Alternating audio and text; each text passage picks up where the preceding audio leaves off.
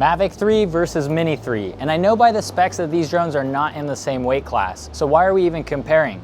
Well, I made this video specifically for 3 types of people. Okay, so in group 1 we have the gear conscious beginners who are insecure about not having the highest spec equipment. Then in group 2 are the budget conscious pros needing a cheap backup for when they crash and need to send in their main drone for repairs. And finally in group 3 are just the curious folks who want to see what a 6x difference in price means in actual terms of real world performance and image quality. So without further ado, let's dive in, starting with the specs.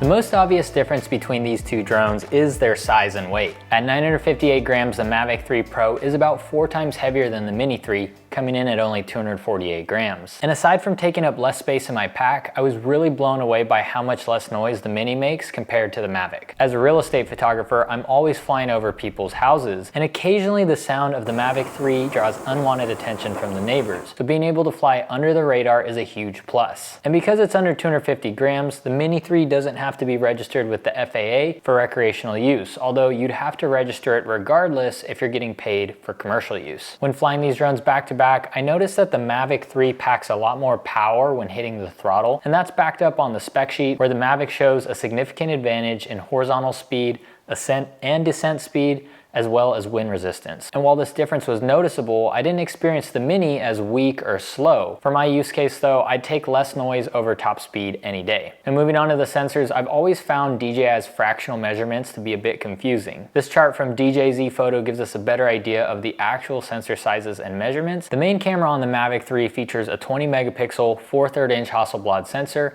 with a 24mm f2.8 lens. The Mini 3 has both 12 and 48 megapixel photo settings on a 1 by 1.3 inch CMOS sensor with a 24mm f1.7 lens. Both drones have the ability to shoot JPEGs and RAW and DNG files. Now I'm often shooting bracketed HDR photos and was happy to learn that both cameras have the auto exposure bracketing function, although the Mavic gets a bit more dynamic range by capturing up to 5 bracketed shots while the Mini maxes out with 3. For video, the Mavic 3 can shoot up to 50 FPS in 5.1K, up to 120 FPS in 4K, and up to 200 FPS in 1080p. Also, this main camera on the Mavic 3 can shoot in D-Log, D-Log-M, HLG, and normal color profiles in up to 10-bit 422 color. The Mini 3 can shoot HDR video up to 30 FPS in 4K and up to 60 FPS in 1080p, although it only has a normal color profile in 8-bit 420. With roughly double the sensor size, we can assume that the Mavic 3 performs better in low light, and this is backed up by the ISO range. The Mavic's standard ISO range is 100 to 6400, although it can extend to 12,800 when using the special night mode, which also applies some form of baked-in noise reduction to the footage. The Mini 3's range goes from 100 to 3200,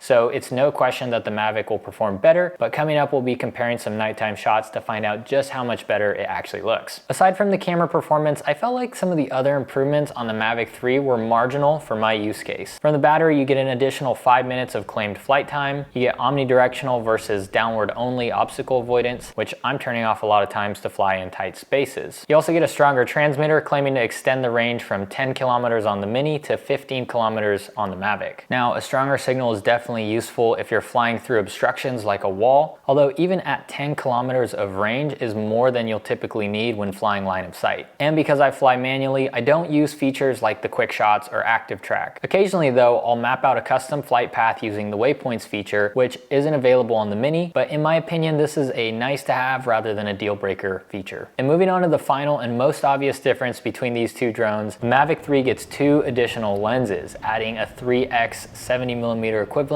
and a 7x 166mm equivalent. These extra lenses were the main reason I upgraded from the Mavic 2 Pro earlier this year, and while I love the 3x, I rarely use the 7x lens. 7x is just an impractical amount of zoom for shooting houses because you have to fly really far away, and because this lens gets a tiny half-inch sensor, the image quality is noticeably worse than the other two. Coming back to the Mini 3, the single camera features a rotating gimbal, which can be used to frame shots vertically, and I actually really like this for real estate and social media. Now, the Mavic 3 gimbal can't rotate, but to work around this, I have the grid overlay enabled on the controller screen, so I can frame my shots to be cropped later in post. So that's it for the specs, and now let's check out some actual footage.